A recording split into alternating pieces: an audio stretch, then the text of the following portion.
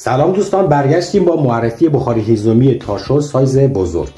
برای ورود مستقیم به وبسایت و خرید این محصول فانوسکالا رو در گوگل جستجو کنید و وارد وبسایت فانوسکالا بشید. شما پس از سفارش این محصول چیزی که تحویل میگیرید در ظاهر یک کیف هست و اما بریم توضیح کاربری محصول.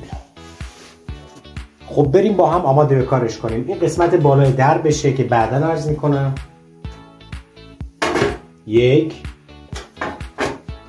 2 این اجاق هیزومی چند کاره از ورق با استحکام بالای گالوانیزی ساخته شده با ضخامت 9 دهم. وزن محصول 5 کیلوگرم هست. بریم که پایه هاشو باز کنیم. درب ورودی هیزوم، طرح برجسته هخامنشی، ورق با استحکام بسیار بالا 9 دهم. داخلش هم ناودونیای تقویتی کار شده. سه خم در لبه ها برای استحکام دهی بیشتر. بریم سراغ ابعاد اجاق هیزومی سایز بزرگ فانوسکالا.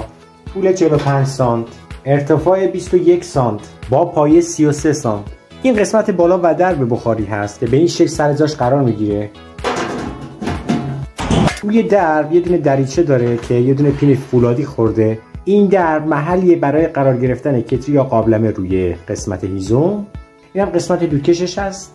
فانوسکالا رو در گوگل جستجو کنید.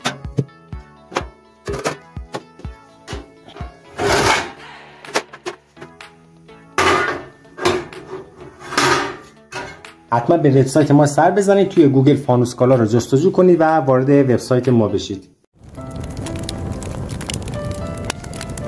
شما میتونید مستقیما این محصول رو از وبسایت ما سفارش بدید.